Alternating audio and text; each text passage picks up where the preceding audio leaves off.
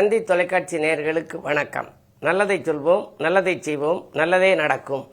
இன்று 29/3/2025 சனிக்கிழமை, உத்திரட்டாதி நட்சத்திரம் இரவு 7:56 வரை, பிறகு ரேவதி நட்சத்திரம்.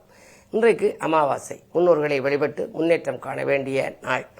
இன்றைக்கு நான் உங்களுக்கு சொல்ல இருக்கிற நல்ல கருத்து, எண்கணிதத்தில் 32ங்கிற எண்ணில் பேர் வச்சுக்கலாமா? பெயர் எண் 32ல் சில பேர் வச்சுக்குவாங்க, சில பேர் 33ல் வச்சுக்குவாங்க, சில பேர் 38ல் வச்சுக்கலாம். எந்த எண்ணில் வேணுமாலும் வச்சுக்கலாம். ஆனால் அவங்களுக்கு அது அதிர்ஷ்டமான எண் தானா, அதிர்ஷ்டமான முறையில் அந்த பெயர் இருக்கான்னு பார்க்கணும். பிள்ளை பிறக்கிற போதே நம்ம பெயர் சூட்டுகிறது தான் எதிர்காலத்தில் அதனுடைய வளர்ச்சிக்கு வித்துறது. சில பேர் இடையில புனை பெயர்கள் வச்சுக்கிறாங்க, மாறிக்கிறாங்க. பொதுவாக எனக்கு தெரிஞ்ச நண்பர் ஒருத்தர் 32ல் 30ல் பேர் இருந்துச்சு, கொடிக்கட்டி பறந்தார். கோயம்புத்தூரில் மிகப்பெரிய அளவில் வளர்ச்சியாக இருந்தார். அப்புறம் 32ல் யாரோ சொன்னாங்கன்னு மாற்றிக்கிட்டார். மாற்றிக்கின பின்னால் அவருக்கு தொழில் எல்லாம் அவ்வளோ திருப்தியான ஒரு வருமானங்கள் வரல. அப்போ கேட்டார், எதனால அப்படின்னார். 32ங்கிற எண் 3, 2, 5ங்கிறது தானே, 5 எல்லாருக்குமே ஒத்து வரும் இல்லையா, அது புதனுடைய நம்பரில் அப்படின்னு கேட்டார். உண்மைதான். ஆனால் 32 பதுமை யாருக்கு வச்சிருந்தா? விக்ரமாதித்தனுக்கு இருந்துச்சு. அரசன் விக்ரமாதித்தருடைய சட்டசபையில் அவருடைய அந்த இருக்க இடத்துல, நிர்வாகம் செய்கிற இடத்துல, சிம்மாசனத்துக்கு பக்கத்தில் இந்த பக்கம் 16 பொம்மை, அந்த பக்கம் 16 பொம்மை, 32 பொம்மை இருந்துச்சு. ஒவ்வொரு பொம்மையும் ஒரு கதை சொல்லும். அந்த கதையை கேட்டவர் அதை விடுவிச்ச பின்னால் தான் மேலே ஏறி போக முடியும். பதுமை எண் அப்படிங்கிறது 32 பதுமை அவருக்கு இருந்துச்சு. ஒவ்வொன்றும் அபரஞ்சி கதைன்னு சொல்லும். இந்த மாதிரி ஒவ்வொரு கதை சொல்லும், இதற்கு நீ பதில் சொல்லணும்னு சொல்லும். அந்த மாதிரி இந்த 32 பதுமைகள் இருந்ததுனால 32 என்ற எண்ணுக்கு பதுமை எண் அப்படின்னு பேர். அது ஆடாமல் அசையாமல் இருக்கும் பொம்மை. அது மாதிரி 32ல் பேர் வச்சுக்கோன்னா முன்னோக்கியும் போக மாட்டாங்க, பின்னோக்கியும் வரமாட்டாங்க, ஆடாமல் அசையாமல் இருப்பாங்க. ஆகையினால தான் இப்படி இருக்குன்னு சொல்லி ஒரு சிறு மாற்றத்தை நான் செஞ்சு கொடுத்தேன். பின்னால் அவர் படிப்படியாக மிகப்பெரிய வளர்ச்சியெல்லாம் வந்துச்சு. இதுக்கு என்ன காரணம் அப்படின்னா, 3ங்கிறது குரு, 2ங்கிறது சந்திரன். அவருடைய ஜாதகத்தை பார்த்தோம் அப்படின்னா, குருவுக்கு சந்திரன் அஷ்டமத்தில் இருக்குது. சஷ்டாஷ்டம தோஷம் அப்படிங்கிறது தோஷங்களிலேயே மிகப்பெரிய தோஷம் சஷ்டாஷ்டம தோஷம். அஷ்டோ நியூமராலஜி அடிப்படையில் தான் பெயர் வைக்கணும். இதுக்கு ஒரு பாடல் உண்டு. 32 நிலை பெயர் அமைந்தால் முன்னேற்றம் இருக்காது, ஒரே நிலைதான். ஒப்பற்ற பதுமை எண் என்று உரைப்பார். பதுமை எண் அப்படிங்கிறது உடன் பிறந்தோர் பகையாவார். எதை செய்தாலும் கற்பனையில் செய்திடுவார், நேரில் செய்ய கடுகளவும் இயலாது.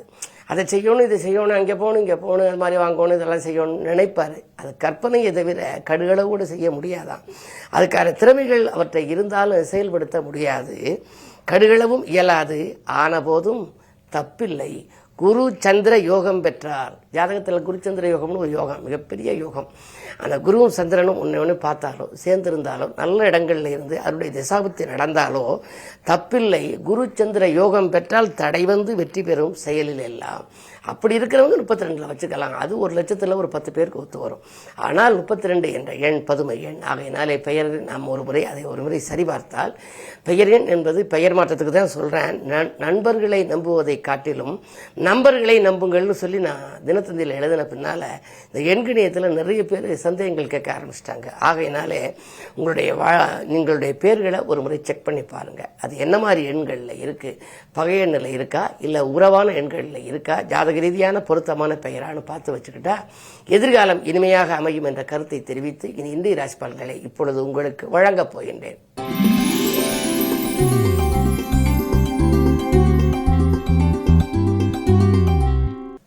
மேசராசி நேயர்களே, இன்றைக்கு உங்களுக்கெல்லாம் பயணங்களால் பலன் கிடைக்கின்ற நாள்.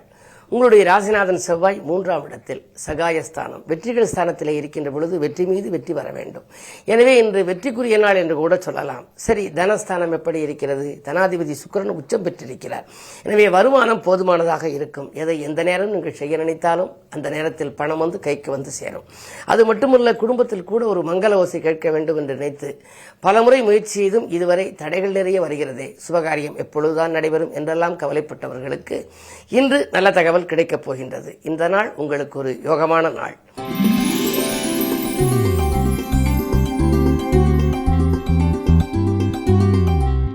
ரிஷபராசி நேயர்களே, உங்களுக்கு தனவரவில் இருந்த தடைகள் அகலுகின்ற நாள். தக்க சமயத்தில் நண்பர்கள் கை கொடுத்து உதவுவார்கள். உற்சாகத்துடன் நீங்கள் செயல்படுவீர்கள். விலகிச் சென்ற சொந்தங்கள் எல்லாம் விரும்பி இணைவார்கள். ஒரு சிலருக்கு ஆரம்பத்தில் அச்சுறுத்தலாக தோன்றிய காரியங்கள் கூட முடிவிலே நல்ல ஆதாயத்தை கொடுக்கும் விதத்திலே அமையலாம். 2ல் செவ்வாய் இருப்பதால் கோபத்தை கொஞ்சம் குறைத்துக் கொண்டு செயல்படுவது நல்லது.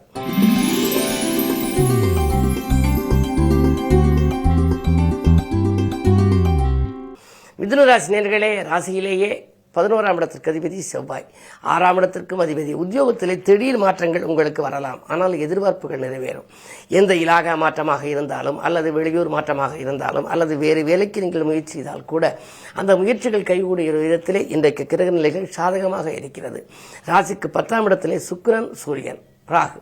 சுக்கிரன் உச்சம் பெற்றிருக்கின்றார். 5க்கு அதிபதி உச்சம் பெற்றிருக்கின்ற பொழுது உங்கள் வாழ்க்கையிலே மிகப்பெரிய நல்ல சம்பவங்கள் நடைபெறும் என்று சொல்வார்கள். அந்த அடிப்படையிலே பாக்கியாதிபதி பலம் பெற்றிருக்கிற இந்த நாளிலே நீங்கள் எதை திட்டமிட்டு செய்தாலும் அதில் வெற்றி கிடைக்கும். இந்த நாள் நல்ல நாள்.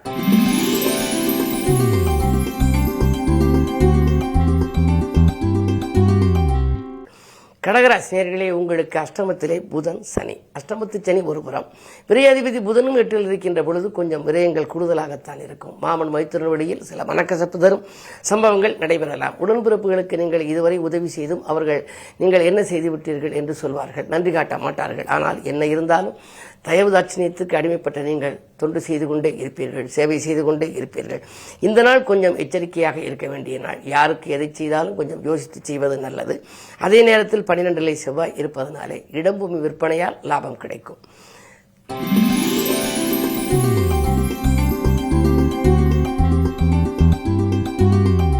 சிம்மராசி நேயர்களே, உங்களுக்கெல்லாம் இன்று சந்திராஷ்டமம். எதை செய்தாலும் நீங்கள் யோசித்து செய்ய வேண்டிய நாள். குடும்பத்தில் கொஞ்சம் கருத்து வேறுபாடுகள் அதிகரிக்கும். விட்டு கொடுத்து செல்ல வேண்டும். நீங்கள் ஒன்று சொல்ல அவர்கள் ஒன்று சொல்ல இதனால் பிரச்சனைகள் கொஞ்சம் விஸ்வரூபம் எடுக்கலாம். நண்பர்களை நம்பி செய்த காரியங்கள் முடிவடையாமல் போகலாம். யாரையேனும் நம்பிக்கைக்குரிய விதமாக நீங்கள் நினைத்திருந்தால் அவர்கள் கடைசி நேரத்தில் கையை விரிக்கலாம். உத்தியோகத்தில் கூட மேலதிகாரிகள் உங்கள் மீது வீட்படிகள் சுமத்தலாம் அல்லது உங்களுடைய திறமைக்குரிய அங்கீகாரத்தை கொடுக்காமல் போகலாம். எனவே என்ன இருந்தாலும் இன்று தான் உண்டு தன் வேலையுண்டு என்று இருப்பது மட்டுமல்ல, இன்றைக்கு அமாவாசை, முன்னோர்களையும் வழிபட வேண்டும். சனிக்கிழமை என்பதால் பெருமாளையும் வழிபடுவது நல்லது.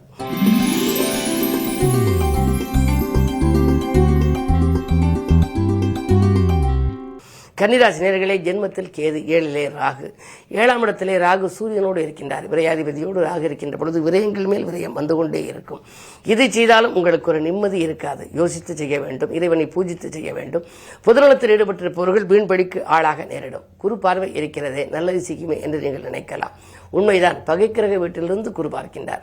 எனவே காரியங்கள் எப்படியோ கடைசி நேரத்தில் கைகூடிவிடும். முடிவில் ஆதாயத்தை தந்தாலும் முதலில் கொஞ்சம் பயமாகத்தான் இருக்கும். மனப்பயங்கள் இருக்கலாம். எதிர்மறை சிந்தனைகள் அதிகரிக்கும். அதை மாற்றிக்கொள்வது நல்லது.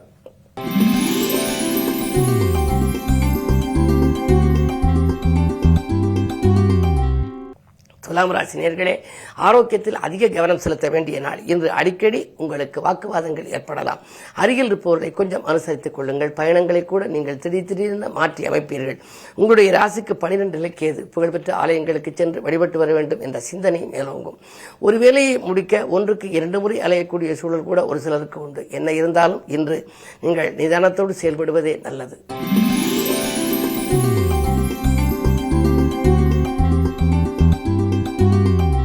விருச்சிக ராசி நேயர்களே, உங்களுக்கெல்லாம் இன்று சந்தித்தவர்களால் சந்தோஷம் கிடைக்கின்ற நாள். தக்க சமயத்தில் நண்பர்கள் கை கொடுத்து உதவுவார்கள்.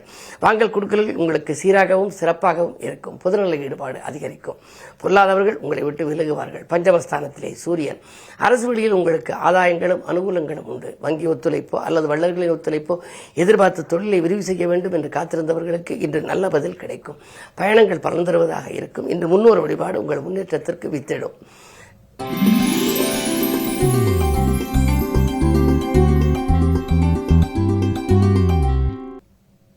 தனுசு ராசி நேயர்களே, உங்களுக்கெல்லாம் இன்று 6லே குரு, 7லே செவ்வாய். தடைக்கற்கள் படிக்கற்களாக மாற வேண்டுமானால் நீங்கள் வழிபாடுகளை மேற்கொள்ள வேண்டும். குறிப்பாக இன்று சனிக்கிழமை.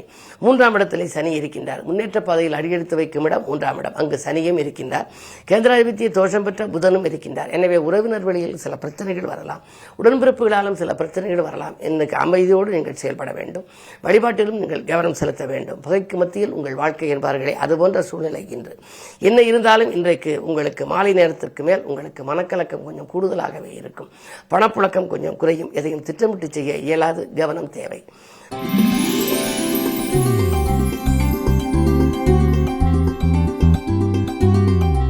மகர ராசி நேயர்களே, குரு பார்வை இருக்கின்றது. குழப்பங்கள் அகலும், தெய்வீக சிந்தனை மேலோங்கும். திருமணம் போன்ற சுபகாரியங்கள் இல்லத்தில் நடைபெறவில்லையே என்ற கவலை அகலும். அது மட்டுமல்ல, 2 புதன் சனி, மாமன் மைத்துன வழியில் ஒரு மங்கள நிகழ்ச்சிகள் நடைபெறும். அதை நீங்கள் முன்னின்று நடத்துவதற்கான ஒரு வாய்ப்பும் கைகூடி வரலாம். உத்தியோகத்தில் சக பணியாளர்களால் ஏற்பட்ட சங்கடங்கள் அகலும். மேலதிகாரிகள் உங்களுக்கு முக்கியத்துவம் கொடுப்பார்கள். உங்கள் கை ஓங்கும். இந்த நாள் நல்ல நாள்.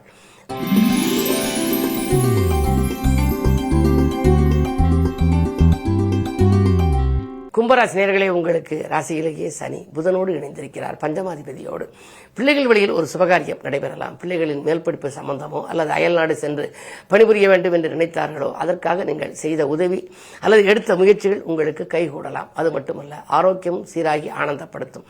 வாங்கல் கொடுக்கல்கள் சீராகவும் சிறப்பாகவும் இருக்கும். இந்த நாள் பஞ்சமஸ்தானத்திலே செவ்வாய் இருப்பதனாலே நெஞ்சம்புகளும் சம்பவங்கள் நிறையவே நடைபெறப் போகிறது.